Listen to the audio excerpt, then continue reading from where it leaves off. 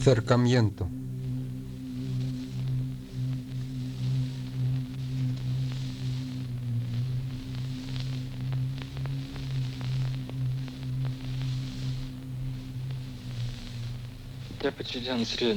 Perdí la vista a los 3 años.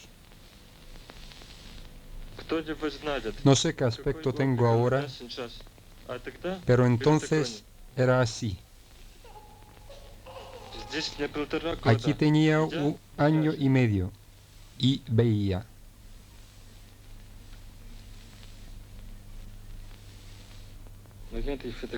En esta fotografía debemos estar mi papá, mi mamá, mi hermana Olia y yo.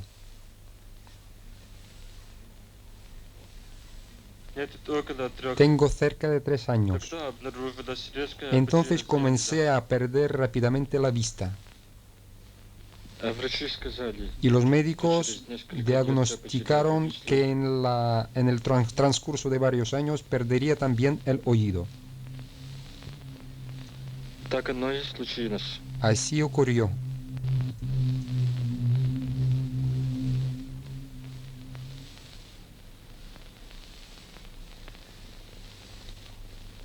Sí, hubo tiempo que veía bien, pero no sabía observar.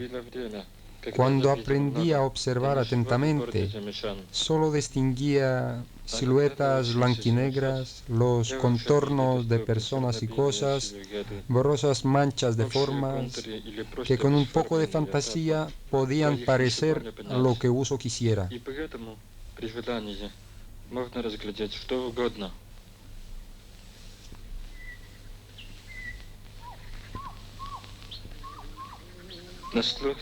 Con el oído podía sentir y comprender incomparable más.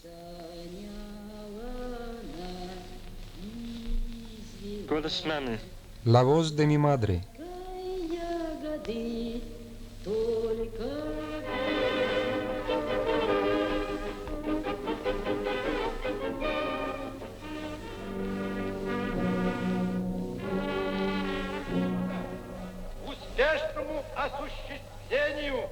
Первого в мире космического полета Гагарина.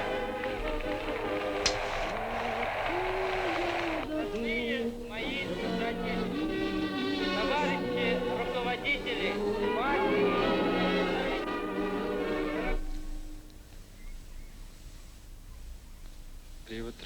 Con el oído podía sentir.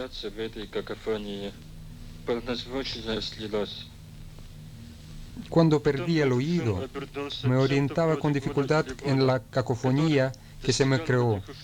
Todos los sonidos se mezclaron. Después surgió un zumbido que penetraba por mis oídos a través de las ventanas del dormitorio de la escuela de los niños ciegos. Probablemente no existía ningún zumbido, pero a mí se presentaba que tras las ventanas del dormitorio se esperaba con un aullido la muerte en persona.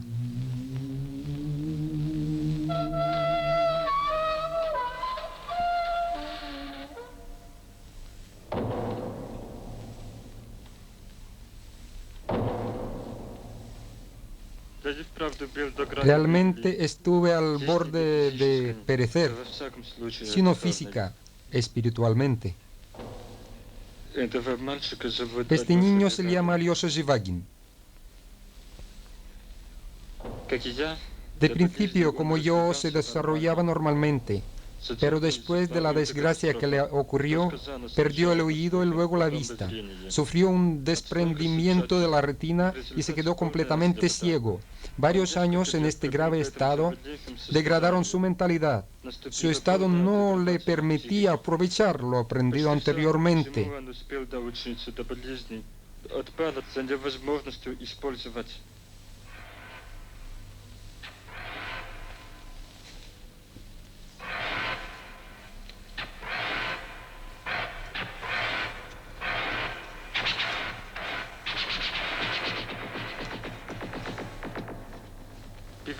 En algunas conferencias, los jóvenes, sobre todo, suelen preguntarme en ocasiones si no sería más humano dejar a niños como Alyosha,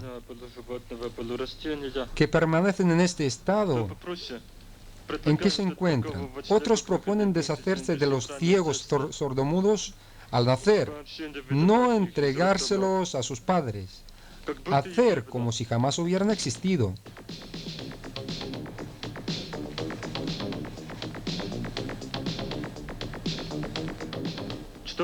Los humanistas más refinados conceden que si ha ocurrido ya, si un niño de esos ha crecido, hay que enseñarle el trabajo más sencillo para que la sociedad no tenga que mantenerlo. Y con eso ya tiene más que suficiente. ¿Para qué necesita, dicen, el elevado desarrollo espiritual de la imaginación y la moral? Es conocido, cuanto mayor sea su conciencia, con más profundidad alcanzará toda la magnitud de su desgracia.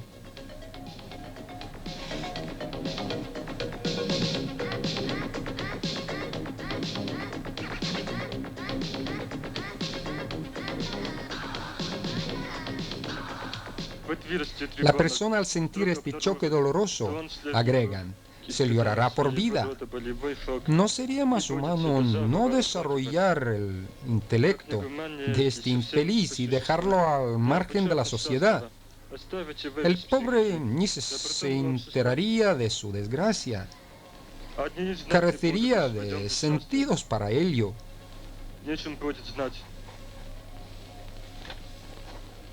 Pero si seguiremos esta lógica hasta el fin, resultaría que como solo los seres vivos tienen capacidad para el dolor, ¿no sería mejor destruir la vida en general?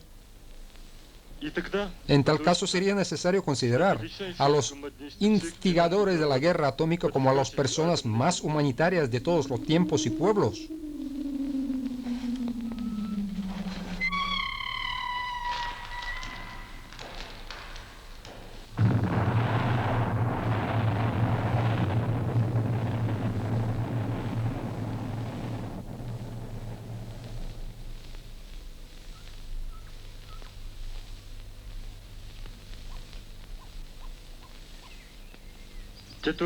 Hubo tiempos en que yo también sentí un choque doloroso y pensé muy seriamente de suicidarme. Sobre estas ideas mías escribí a Evald Ilyenkov, de hecho mi padre espiritual. Él me contestó, siguiente, querido mío, comprende que se trata en esencia de por qué la humanidad abandonó su estado animal. Es muy triste considerar que el mundo no está hecho de una forma humanitaria, sobre todo cuando uno conoce cómo debería ser. Pero por nada del mundo debes dejarte arrastrar por la desesperación. Tengo 50 años, he pasado 50 años y sé que esos momentos pasan y que ni siquiera se debe pensar en abandonar la vida. Hay que luchar.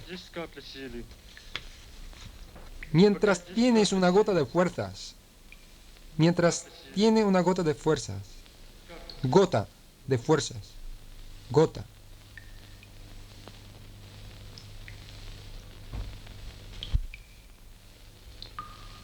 En la tumba está escrito Evald Ilyenkov.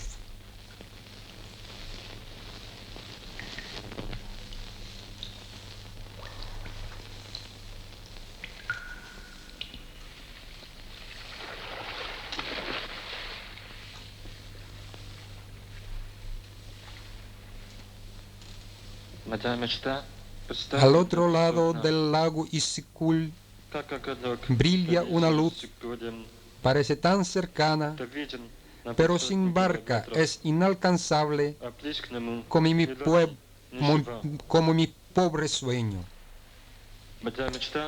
¿Cómo quisiera ir a cualquier parte sin guía? Decir al que se cruce en mi camino tan solo 2 palabras y sin ayuda poder oírle a él. Mi sueño es descansar en algún parque, ver a la gente, sus voces escuchar, y yo también poder hablar con alguien, de lo que sea, del tema más trivial. Mi sueño es ver a todos con mis ojos, no con mis manos. Oír con mis oídos, no con las manos. El más leve susurro que la persona pueda pronunciar. Pero mi sueño es inalcanzable, como la lucecita del Isikul, porque no tengo barca, ni tengo nada que me permita irla a buscar.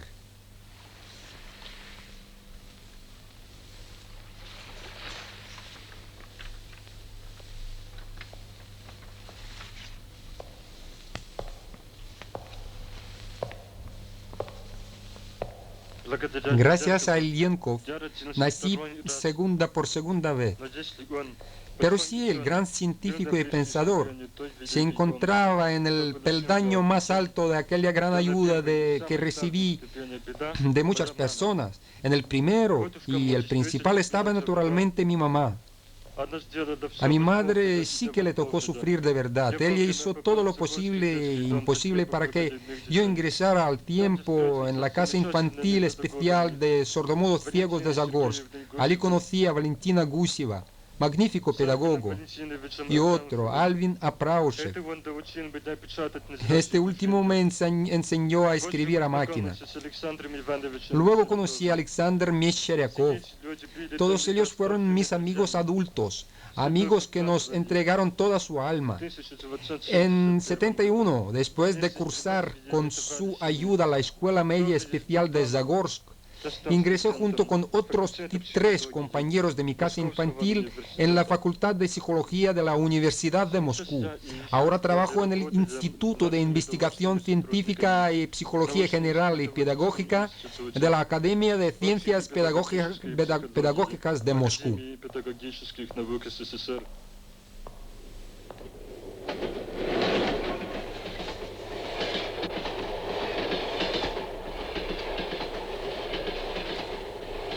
Vivo en la calle Palekskaya de Moscú. Desde allí una vez por semana me encamino solo a la casa de Zagorsk a trabajar con los niños.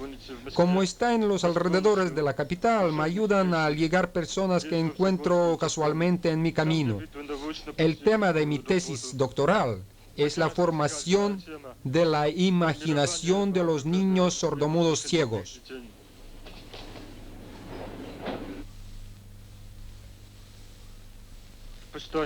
Una vez el tren eléctrico va casi vacío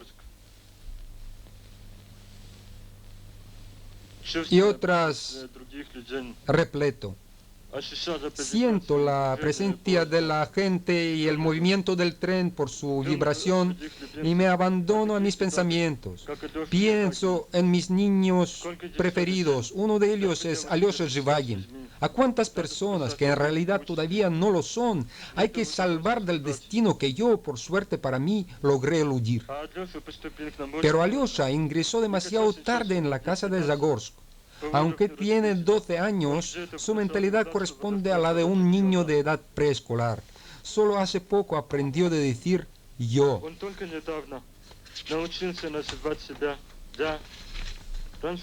Antes hablaba de sí en tercera persona, como los niños de 2 años. Decía, Alyosha se ríe.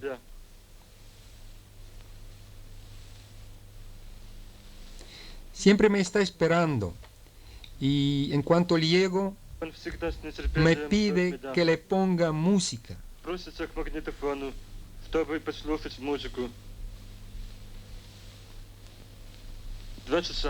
Y se pasa 2 o 3 horas junto al magnetófono. Claro que la oye de una forma muy peculiar.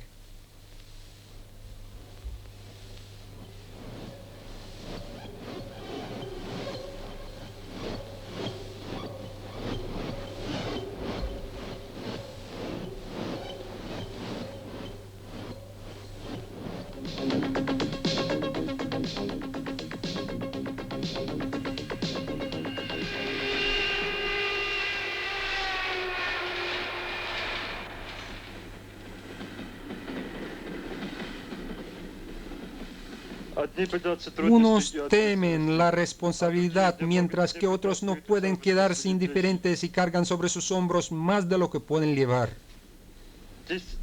Pero, lamentablemente, hay quien está dispuesto a lo que sea con tal de sacudirse la responsabilidad y demostrar a toda costa que no es obligatorio superar el retraso intelectual de los sordomudos ciegos. Esos últimos especulan con la baja autoconciencia de nuestros niños, a los que les dicen: ¿quién os exige mucho? ¿Quién quiere demostraros que no lo sabéis todo y que no hacéis ya todo lo que podéis? Son enemigos vuestros. Resulta que los enemigos son que quieren que nuestros hijos vivan como personas.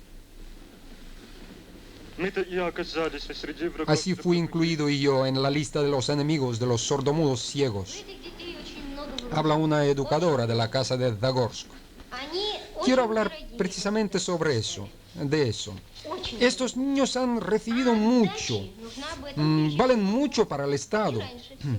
Y el fruto, ante todo hay que pensar en eso, porque el Estado no es escatimado. Para ellos nada. Si quieren pueden vivir en Moscú, pero ¿para qué? ¿Qué rendimiento? Nada, cero.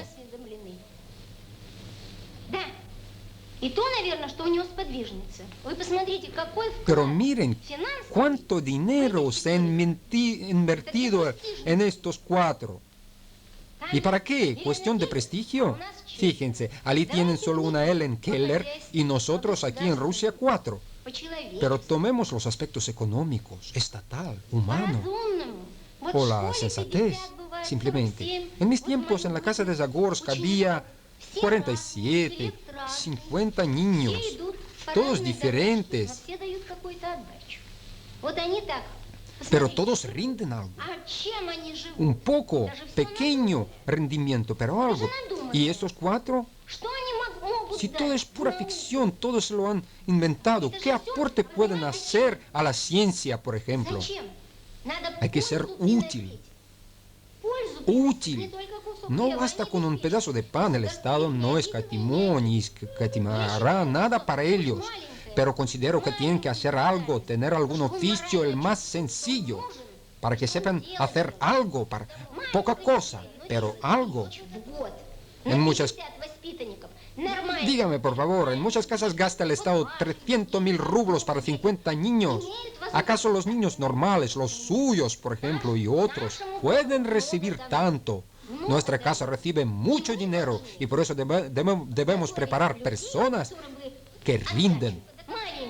Aunque sea poco, pero que rinden algo. Pero vamos, ¿qué ciencia hablan? ¿De qué ciencia? Miren, ese va a escribir una tesis. ¿Para quién? ¿Para qué? ¿Quién la puede aplicar, aprovechar? ¿A quién puede ser útil? ¿Acaso, dígame por favor, puede ser normal una persona con tantos defectos físicos?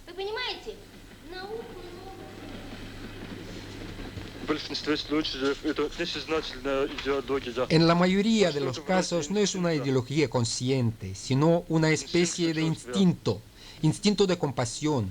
Mucha gente realmente no entiende para qué obligar a los niños a superar nuevas y nuevas dificultades. Ya tienen bastante. Habría que compadecerse de ellos, no exigirles demasiado. Esa psicología se comprende, con los que la tienen se puede discutir.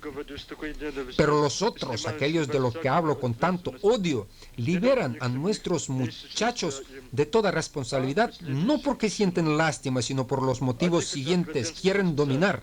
Por soberbia, para que los sordomudos ciegos y la sociedad consideran que son bienhechores, protectores, quieren escindirnos, separar a los que están menos desarrollados de los que lo están más, quieren sembrar cizaña entre nosotros. Y lo hacen para decidir en nuestros asuntos, para escalar el poder, aunque pequeño, aunque en una esfera limitada, pero poder.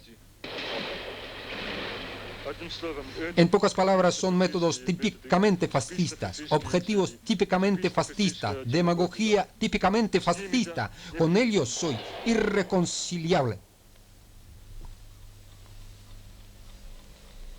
Las personalidades oficiales de que se trata se negaron rotundamente a participar en el rodaje. Y aquí su opinión. Es un delirio de enfermo. Si respondiera a las preguntas, haría el ridículo ante el público.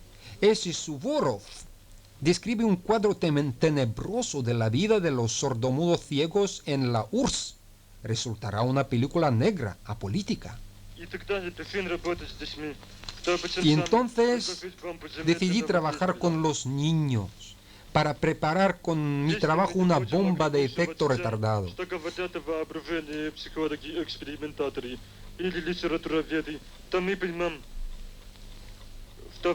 La imaginación no es otra cosa que sensibilidad con respecto a lo que nos rodea, sensibilidad para con todo el mundo, en general así como para consigo mismo, y en primer lugar para con las personas que nos rodean. Y sale que la imaginación es base de todo lo humano en el hombre. De comprenderla así, resulta que formarla, cultivarla, significa colocarla a los cimientos de la personalidad en general. Es bien sabido que es mucho más fácil embrutecer a los estúpidos. Por lo tanto, nuestra tarea consiste en instruirlos para que no haya a quien embrutecer, para que la especulación, el retardo artificial del desarrollo de las personas sea imposible. Es que no solo se detiene el desarrollo espiritual de nuestros muchachos ciegos sordomudos, sino el de millones y millones de personas en general.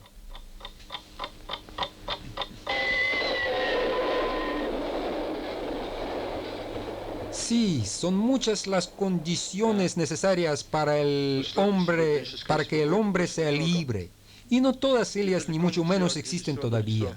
Me temo que no sea todo tan fácil como pensaron antes, que como solo liberar del hombre a la persona de la necesidad de esforzarse por considerar el pan de cada día, todo estaría arreglado, que disminuyendo su jornada laboral emplearía su tiempo libre en algo creador. Resulta que el hombre tiene que aprender para esto, hay que prepararlo, debe estar libre del tedio. Ante todo el tedio de la indiferencia y de la debilidad espiritual. Y solo la pedagogía puede liberar de todo eso. Aquí solo cabe la profilaxis porque considero que curar esa enfermedad en un adulto es imposible. En el adulto ese mal es como el cáncer, incurable.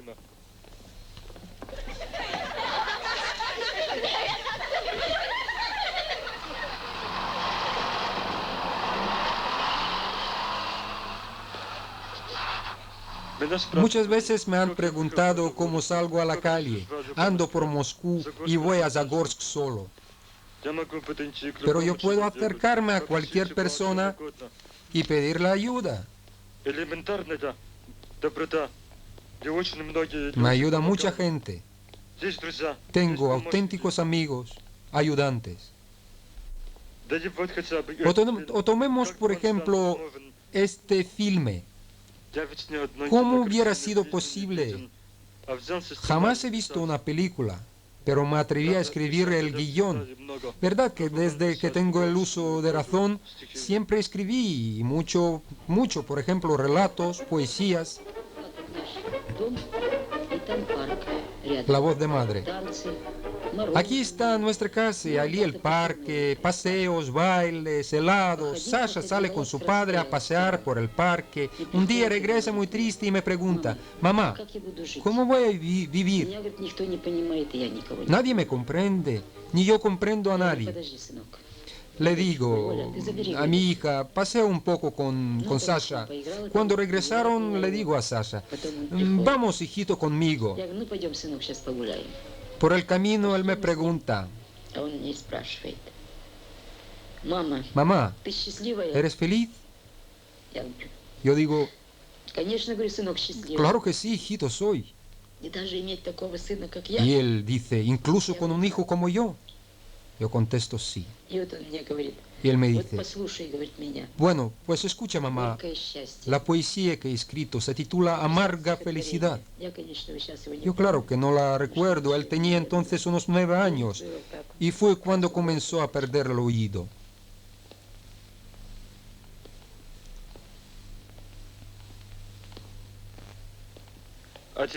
Al recordar ahora aquella conversación con mi mamá, ya lejana, me pregunto, ¿y yo soy feliz hoy?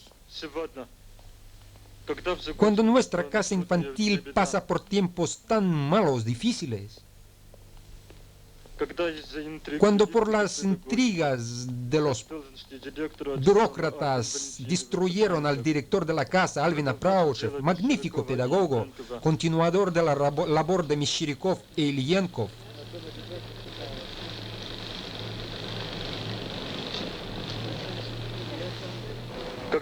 Cuando la casa se parece cada vez más a una inclusa o a un asilo de niños minusválidos. Soy feliz en esta situación.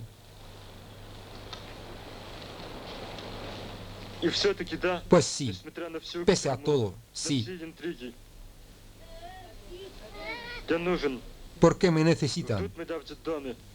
Me necesitan aquí. Me esperan en la casa de los niños.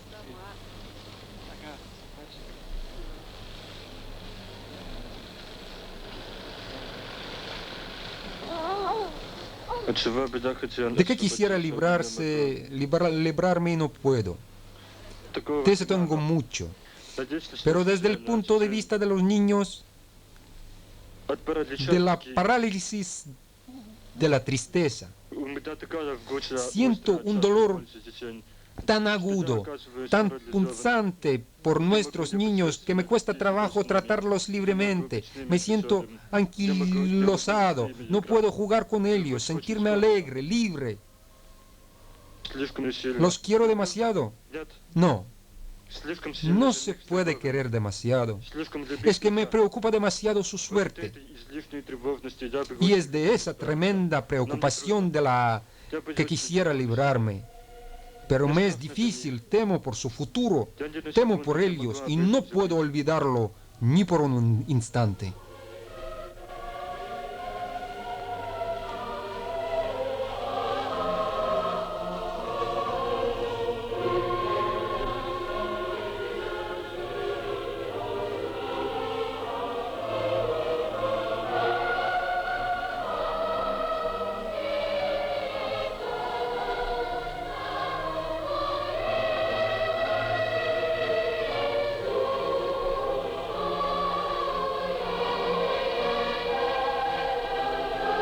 Autor del guión y protagonista Alexander Suvorov.